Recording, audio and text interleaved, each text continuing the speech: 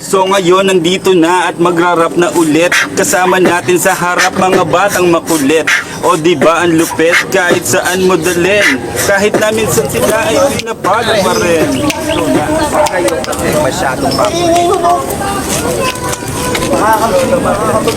Portahan kaya natin. Aral muna kayo. Tama yun. Boy! Kailangan matuto kayo makinig sa mga... Ingingay nyo ah. Alam mo na yung mga bata. Hindi nyo ba alam teritoryo namin to? Silayas nga kayo dito. Tama, tama. Umis na kayo! Muna. Leo! Ulo ko. Leo! Iinit niyo ulo namin eh. Tol, ano ba naman itong kuya mo? Kapatid mo pala yan? Parang... Oo naman, Tol. Kapatid ko yan. Pasensya na kayo mga Tol, ha. Nagkaroon ako ng kapatid, eh. Na kinakahiya ko. Pero mo nagkaroon ako ng kapatid na si Francisco Baltasar. Ang bayaning makata. Kata!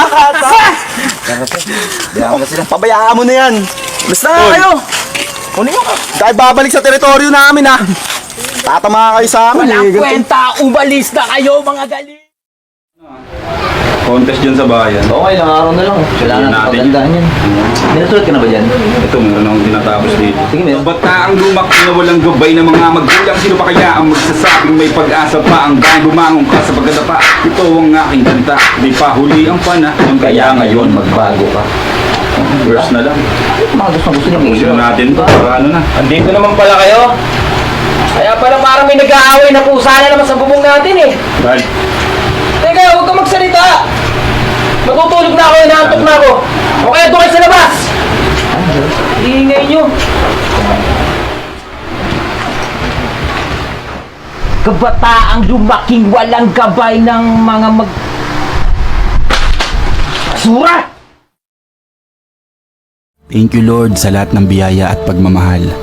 Patuloy lang ako magtsatsaga at mag-iipon para sa pangarap ko sa aming magkapatid.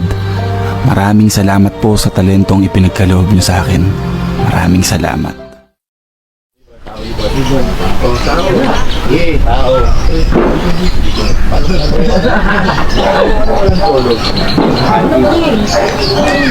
Brad! Pwede ba may istorbo saglit? Bakit?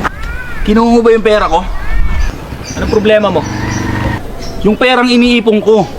Tayo lang dalawa sa bahay. Ikaw lang nakakaalam nun. Sabi mo? Bakit di mo tanongin yung bugok na lagi nakabuntot sa'yo, ha? Baka mamaya yung pa kumuha ng pera mo eh. Seth, di ko magagawa sa'yo yun, pre. Brad, balik mo na yung pera ko. Alam mo naman para sa atin din yun eh. Parang di mo naman ako kapatid. Kuya mo ako. Hoy, 1 cent. Tigil-tigilan mo nga yung pagiging kuya mo sa akin. Masyado ka nagmamagaling eh, no? Wala ka naman silbi. Tsaka yung pagrarap nyo, yung mga bulok na kanta niyan, basura yan. Walang kwenta. Adiri. Bulok na kanta? Di mo alam dahil sa kanta-kanta na yan, kaya tayo nabubuhay. Yung mga bisyo mo, diyan mo di kinukuha at kinukupit, tandaan mo. Di ko alam kailan ka magbabago rin. Patawarin ako ng Diyos.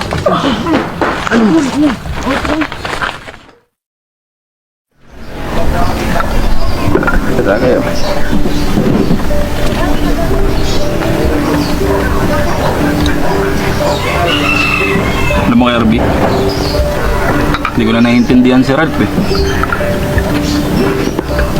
Simula nung nawala yung magulang namin, naiba na yung mundo niya. Parang hindi na siya yung dating siya eh. Kasasama dyan sa mga barkada niya, mga sarao. Ito lang, gusto ko na sumuko eh. Kaso, pangako kasi ako sa magulang namin na ako gagabay sa kanya. Na akong magbabantay. Sa akin niya, hindi niya magawang gumalang, pati sa mga magulang ko, wala. Ito lang. Sa Diyos na nga lang ako umuhugot ng lakas ng loob para lumaban sa mga hamon ng buhay.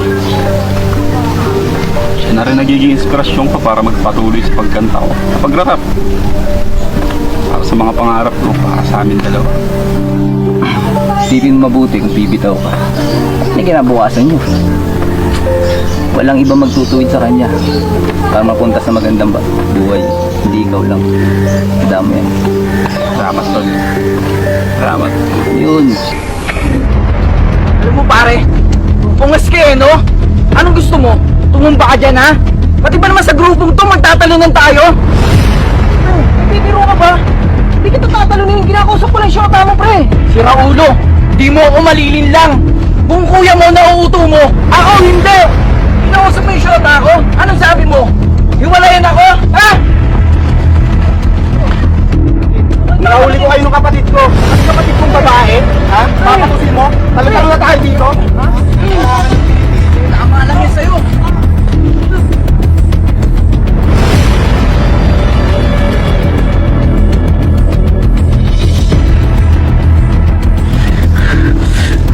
Ayop ka! Juan!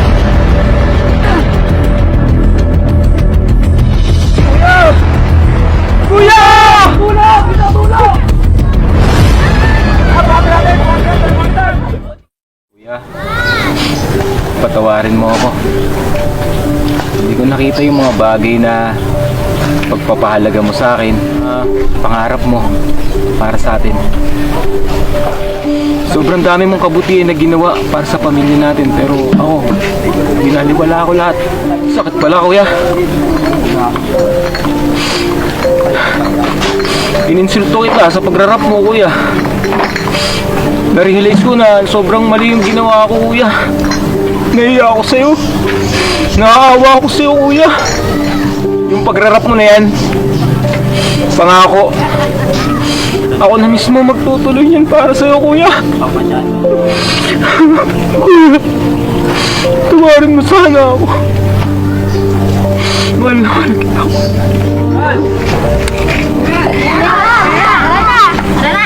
Tara na! Dalawa niya natin sumunod sa cemetery. Tama ko mga bata, oh. Mga mata ay iminulat sa mura na idadanas na din ang pumasa na problema na mabigat. Banat na ang mga buto, mga kamay ay puro kanyo. Ano mang klase ng musika ay kayamanan ng ating lahi. Kaya kung sino man ay may angking kakayahan sa pag-awit, maging sa pag-rap ay huwag matakot at mahiyang pagyamanin ito upang buhayin ang sining ng musikang Pilipino. Isa ang musika sa magtuturo sa atin ng kahalagahan ng respeto, pagtutulungan at pagmamahalan. Maraming salamat, kuya. Mabuhay ang musikang Pilipino. Di pa huli ang panahon.